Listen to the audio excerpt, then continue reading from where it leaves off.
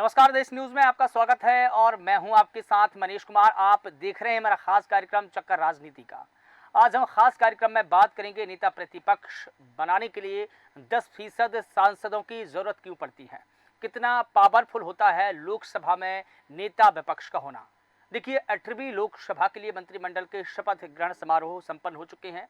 BJP की नेतृत्व वाली एनडीए सरकार में विभागों का वितरण भी हो चुका है।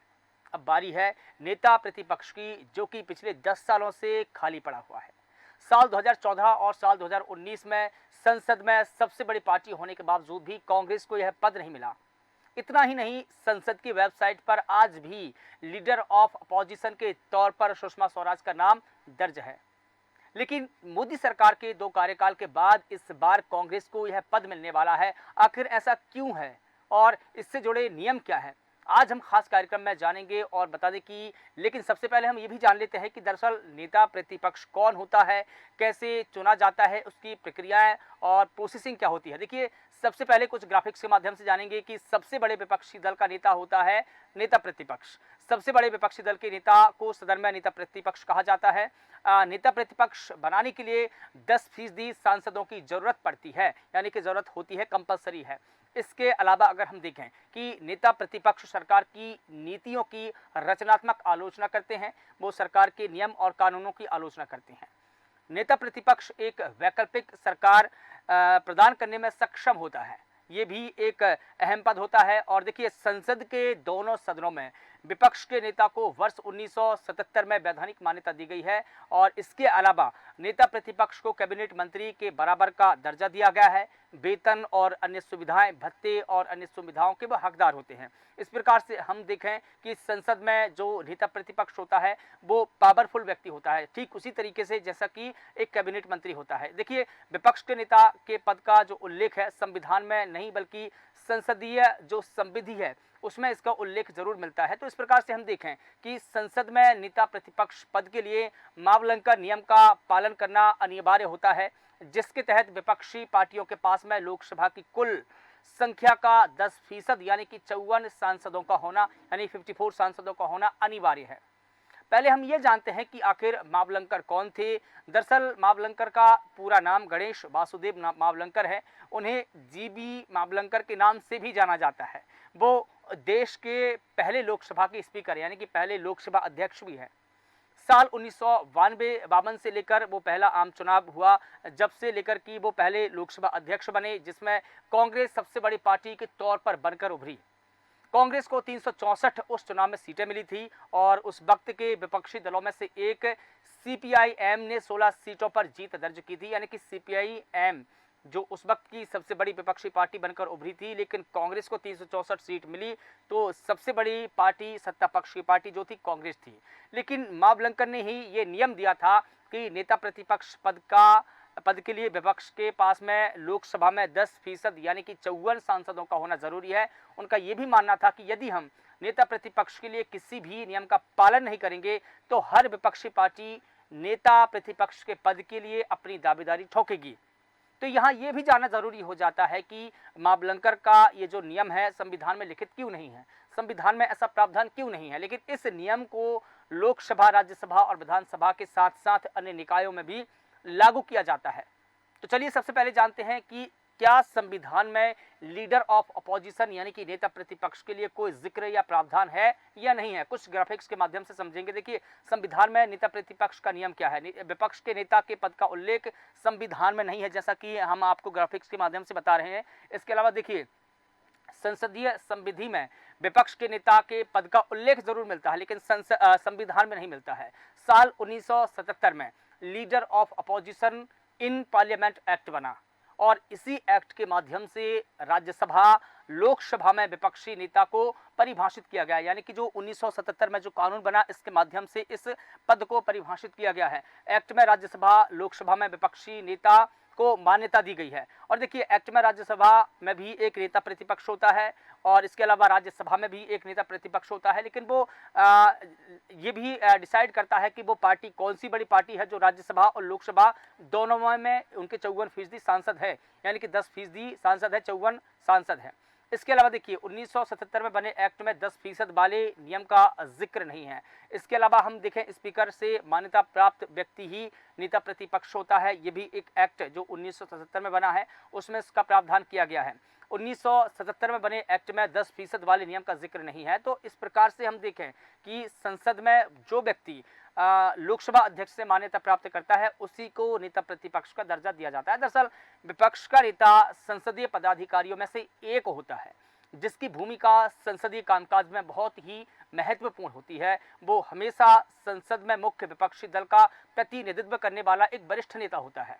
देखिए ब्रिटिश संसद में विपक्ष के नेता को छाया प्रधानमंत्री भी कहा जाता है। देखिए ऐसा इसलिए कहा जाता है क्योंकि वह मौजूदा सरकार के गिरने पर सरकार संभालने के लिए हमेशा तैयार रहता है।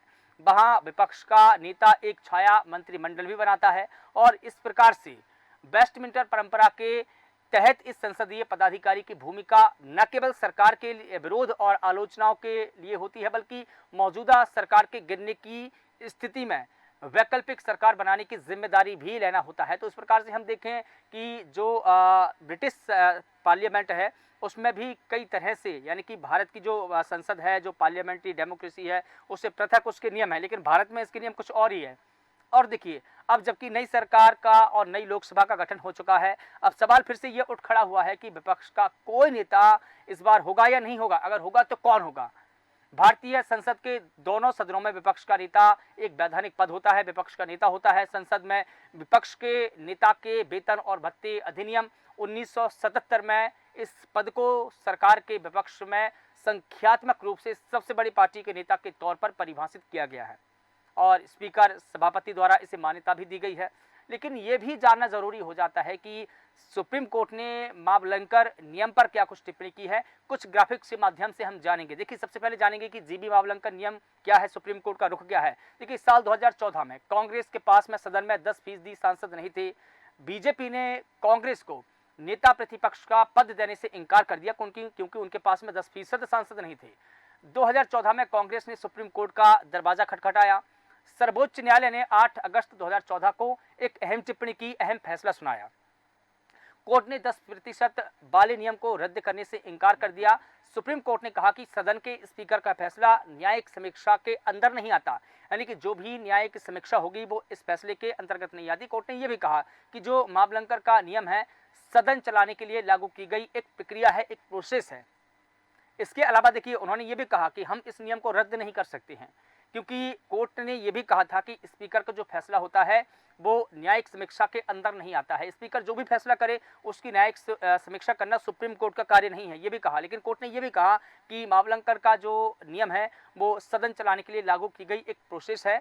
इसके अलावा देखिए तत्कालीन जो मुख्य न्यायाधीश थे उन्होंने ये भी कहा कि यहाँ पर राजनीतिक मुद्दों को निपटारा करने के लिए सुप्रीम कोर्ट नहीं है, कोर्ट नहीं है, यहाँ पर हम नहीं बैठे हैं। तो इस प्रकार से कड़ी टिप्पणियां भी की गई, लेकिन कम से कम वो नियम आज भी लागू है। सुप्रीम कोर्ट ने उस नियम को आज भी लागू करके रखा है। देखिए आज़ादी के बाद से साल 1952 से लेकर साल 1969 तक कोई भी नेता प्रतिपक्ष का कोई व्यक्ति नहीं था। संसद की अब तक की 6 यात्रा हो चुकी है, लेकिन ऐसी नौबत 6 बार आ चुकी है कि सदन में नेता प्रतिपक्ष नहीं रहा। हम यह भी कह सकते हैं कि देश के 62 साल के संसदीय इतिहास में संसद ने किसी मान्यता प्राप्त विपक्ष के तौर पर ही अपना काम चलाया। और इस तस्वीर का दूसरा पहलू यह भी है कि मान्यता प्राप्त विपक्ष नहीं रहने के बावजूद भी ज़्यादा धारदार तरीके से तब की विपक्षी पार्टियों ने सरकार के सामने परेशानी खड़ी कर दी थी। बहरहाल सदन में विपक्ष का नेता न हो तो वो सदन पूर्ण नहीं कहा जाएगा। पहली ओर दूसरी और तीसरी लोकसभा का जब भी गठन हुआ, जैसे कि पहली लोकसभा का गठन होता है साल 1952 में, दूसरी और तीसरी लोकसभा में किसी पार्टी के नेता को सदन में प्रतिपक्ष के नेता की मान्यता इसी आधार पर नहीं मिली थी कि विपक्ष के किसी दल के पास में सदन की कुल सीटों की तुलना में 10% सीटें नहीं थी, यानी कि 54 सांसद नहीं थे। 1980 1984 में भी नेता प्रतिपक्ष का जो पद था खाली रह गया और इसी नियम के चलते रहा। तो चलिए अब जानते हैं कि संसद में नेता प्रतिपक्ष का इतिहास क्या है और कब कब संसद में नेता प्रतिपक्ष का ये जो पद है खाली रहा है। कुछ ग्राफिक्स के माध्यम से जानेंगे। देखिए संसद में नेता प्रतिपक्ष का इतिहास क्या है। लोकसभा के पहले विपक्ष के नेता कांग्रेस के सुभाष सिंह बनी थे। सुभाष सिंह साल 1962 और साल 1967 में भी नेता प्रतिपक्ष बने। वो 1969 में पहले लोकसभा के पहले नेता लोकसभा में बने जो विपक्ष के नेता के तौर पर जाने गए। देखिए, लोकसभा में साल 1969 तक विपक्ष के किसी नेता को आधिकारिक मान्यता नहीं दी गई। नेता प्रतिपक्ष का जो पद था साल 1980 से लेकर साल 1989 तक खाली रहा है। इसके अलावा लोकसभा में 1969 तक विपक्ष के किसी भी नेता को आधिकारिक मान्यता सिर्फ इसलिए नहीं दी गई थी क्योंकि वहां पर 10% जो नियम है मावलंकर का वो लागू नहीं होता था। इसके अलावा 1980 से लेकर 1989 तक ये जो पद है नेता प्रतिपक्ष का लोकसभा के अंदर खाली रहा। इसके अलावा हम देखें कि 2014 से लेकर 2024 तक भी नेता प्रतिपक्ष का पद है खाली रहता है। इस प्रकार से हम देखें कि कब कब नेता प्रतिपक्ष का जो पद है खाली रहा है, कुछ ग्राफिक्स के माध्यम से हम ये भी जानते हैं। देखिए, कब कब नेता प्रतिपक्ष का जो पद है खाली रहा है। कई बार संसद में नेता प्रतिपक्ष का जो पद है उसको खाली रहना पड़ा है। देखिए, कुछ ग्राफिक्स के माध्यम से आपको समझाने की कोशिश करते हैं। देखिए, साल 1952 से लेकर साल 1962 और साल 1977 से लेकर साल 1984 तक ये जो साल रहे हैं, तब तक ये जो नेता प्रतिपक्ष का पद है संसद में लोकसभा में वो खाली ही रहा है। और देखिए, पहली लोकसभा चुनाव साल 1951-52 में नेता प्रतिपक्ष का पद खाली रहा है। दूसरी लोकसभा चुनाव होते हैं साल 1957 में, तब भी नेता प्रतिपक्ष का पद खाली रहा। तीसरी लोकसभा का चुनाव होता है साल 1962 में, तब भी लोकसभा में जो नेता प्रतिपक्ष की पोस्ट है वो भी खाली रहती है। देखिए, चुनाव दर चुनाव कैसे नेता प्रतिपक्ष की पोस्ट खाली रहती है। इसके अलावा देखिए, साल 1962 में भी तीसरी लोकसभा के चुनाव हुए, तब भी नेता प्रतिपक्ष का पद है खाली रहा। छठी लोकसभा चुनाव जो होता है साल 1977 में होता है, तब भी लोकसभा में नेता प्रतिपक्ष का पद खाली रहा। सातवीं लोकसभा का चुनाव होता है साल 1980 में, तब भी नेता प्रतिपक्ष का पद है खाली रहा। आठवीं लोकसभा का चुनाव होता है साल 1984 में, तब भी नेता प्रतिपक्ष का जो पद है खाली रहा। तो इस प्रकार से हम देखें कि जो नेता प्रतिपक्ष का जो पद है खाली रहने का एक लंबा इतिहास है। और इस तरह से अगर हम देखें कि जो हमारी संसदीय प्रणाली में पक्ष और विपक्ष को एक दूसरे का पूरक कहा गया है। सत्ता पक्ष की नीतियों की तर्कसंगत तरीके से आलोचना वगैरह के अलावा भी कई महत्वपूर्ण पदों पर नियुक्ति प्रक्रिया में नेता प्रतिपक्ष की जो मौजूदगी को संवैधानिक दृष्टि से अहम बताया गया है, क्योंकि ये एक एक्ट बना साल 1977 में। मसलन लोकपाल, सीबीआई, आईबी या सीबीसी के निदेशक सीबीसी का चेयर करने वाली कमेटी में नेता प्रतिपक्ष को होना जरूरी होता है, क्योंकि इसमें क्या होता है कि अगर कोई विपक्ष का नेता ना हो तो सरकार की मनमानी चलती है, और सरकार की मनमानी ना चले इसके लिए नेता प्रतिपक्ष के पद को यहाँ पर परिभाषित किया गया है और उसकी एक संकल्पना की गई है। तो देखिए, 15वीं लोकसभा में प्रतिपक्ष की जो नेता है वो बीजेपी की सुषमा स्वराज थी। यूपीए 2 की सरकार ने सीबीसी की नियुक्ति की सभी औपचारिकताएं पूरी कर ली थी, उस वक्त की बात है। लेकिन उस नियुक्ति पर प्रतिपक्ष की जो नेता रही सुषमा स्वराज का एक अलग ही नजरिया था। उन्होंने इस पर सहमति व्यक्त नहीं की थी, लिहाजा उन्होंने उस नियुक्ति पर अपनी राय विपरीत रखी। जो सरकार की राय थी वो नेता प्रतिपक्ष की राय दरअसल थी ही नहीं। तो मामला पूरा सुप्रीम कोर्ट में जाता है और अंततः देखिए, सीबीसी की जो नियुक्ति है वो रद्द कर दी जाती है। तो आप समझ सकते हैं कि संसद में नेता प्रतिपक्ष का होना कितना अनिवार्य है। तो चलिए अब जानते हैं कि सदन में नेता प्रतिपक्ष की ताकत क्या होती है, नेता प्रतिपक्ष को कितना वेतन भत्ता और क्या क्या सुविधाएं मिलती है। कुछ ग्राफिक्स के माध्यम से हम यहाँ पर जानेंगे। देखिए, संसद में नेता प्रतिपक्ष की ताकत क्या रहती है और उसकी भूमिका क्या रहती है, कुछ ग्राफिक्स के माध्यम से जानेंगे। देखिए, संसद में नेता प्रतिपक्ष एक अहम पद है। Leader of opposition in parliament act 1977 बना, जहां नेता प्रतिपक्ष का प्रावधान किया गया। लोकसभा में नेता प्रतिपक्ष का पद बहुत ही प्रभावशाली होता है। नेता प्रतिपक्ष सरकार की कई एजेंसियों और कमेटियों का भी मेंबर यानी कि सदस्य होता है। केंद्रीय सतर्कता आयुक्त, मुख्य चुनाव आयुक्त, इसके अलावा राष्ट्रीय मानव अधिकार आयोग का भी मेंबर होता है लोकसभा में नेता प्रतिपक्ष। इसके अलावा अगर हम देखें कि जो संवैधानिक संस्थाएं हैं जैसे कि ED, CBI, chief election commissioner की नियुक्ति में भी नेता प्रतिपक्ष की महत्वपूर्ण भूमिका होती है। तमाम जो एजेंसियां हैं इनकी नियुक्ति में भी जो नेता प्रतिपक्ष है उसकी भूमिका एक अलग ही रहती है। इसके अलावा अगर देखा जाए तो नेता प्रतिपक्ष जो लोक लेखा समिति का चेयरमैन होता है वो सरकार का हर एक डेटा अपने पास में रखता है। देखिए, नेता प्रतिपक्ष सरकार के खर्चों का हिसाब भी रखता है और संसद में सदन के दोनों संसद के जो सदन होते हैं लोकसभा में नेता प्रतिपक्ष के पास में कैबिनेट मंत्री के समान एक दर्जा होता है। और इसके अलावा देखिए केंद्रीय मंत्री है, उनके समकक्ष में नेता प्रतिपक्ष को देखा जाता है। उनके जो वेतन और भत्ते हैं, जो सुविधाएं दी जाती है कैबिनेट मंत्री को, उसी तौर पर नेता प्रतिपक्ष को भी यहाँ पर सुविधाएं, वेतन और भत्ते दिए जाते हैं। इसके अलावा नेता प्रतिपक्ष की जो सैलरी होती है 3,30,000 के करीब होती है। तो यहाँ देखा जाए कि नेता प्रतिपक्ष को आवास, कार, ड्राइवर की सुविधा भी दी जाती है। इसके अलावा नेता प्रतिपक्ष को आवास में स्टाफ की सुविधा भी दी जाती है, कर्मचारी भी दिए जाते हैं। इसके अलावा लाइब्रेरी और जितने प्रकार के वेतन भत्ते एक कैबिनेट मंत्री को मिलते हैं, केंद्रीय कैबिनेट को मंत्री के तौर पर नेता प्रतिपक्ष को भी उसी प्रकार की सुविधाएं, वेतन भत्ते मिलते हैं। तो सदन के किसी भी सदस्य को विपक्ष का नेता मानना कोई राजनीतिक या अंक गणितीय निर्णय नहीं है, बल्कि एक वैधानिक फैसला है। स्पीकर को बस यह पता लगाना होता है कि इस पद के लिए दावा करने वाली पार्टी विपक्ष में सबसे बड़ी पार्टी है भी या नहीं है। साल 1950 के दशक में अध्यक्ष ने सदन में सीटें आवंटित करने, बहस में भाग लेने के लिए समय, संसद भवन में कमरे आदि के सीमित उद्देश्य के लिए संसदीय दलों को पार्टियों और समूहों के रूप में मान्यता देने की प्रथा की शुरुआत की थी। उन्होंने एक निर्देश जारी किया जिसके तहत किसी भी पार्टी को तभी मान्यता दी जाती है जब उसके पास में सदन की कुल संख्या का 10% हो। फिर वही बात, यानी कि 54 विधायक सांसद हो। जिस पार्टी के पास में 10% से भी कम सदस्य होते हैं उसे समूह के रूप में वर्गीकृत किया जाता है। लेकिन उपरोक्त निर्देश में विपक्ष के नेता का कोई भी संदर्भ नहीं था। ऐसा प्रतीत होता है कि सदन के नियमों और निर्देशों को लागू करने वाले लोगों ने इसे गलत धारणा के तहत काम किया कि केवल 10% सदस्यों वाली पार्टी ही विपक्ष के नेता का दावा कर सकती है। और देखिए, इस प्रथा की उत्पत्ति चाहे जो भी हो, लेकिन साल 1977 में संसद में विपक्ष के नेताओं के वेतन और भत्ते अधिनियम के लागू होने के बाद भ्रम की कोई भी गुंजाइश नहीं रहती है, क्योंकि उसी एक्ट में इसी का प्रावधान है। उनके वेतन के, उन्हीं के भत्ते के, उनकी कार्यशैली के, उनके जो पद रहेंगे, गरिमा रहेंगे, कहाँ कहाँ नेता प्रतिपक्ष को मेंबर बनाया जाएगा। और देखिए, उस कानून ने विपक्ष के नेता के पद को एक वैधानिक पद बना दिया है, जो कानून द्वारा शासित था। स्पीकर द्वारा बनाए गए निर्देश या नियम संसद द्वारा बनाए गए कानून को रद्द नहीं कर सकते हैं। और देखिए, अंत में एक सवाल और छूट जाता है, क्योंकि अब देखिए सरकार का गठन हो चुका है, 8वीं लोकसभा का भी गठन हो चुका है, सरकार के मंत्रिमंडल का भी गठन हो चुका है।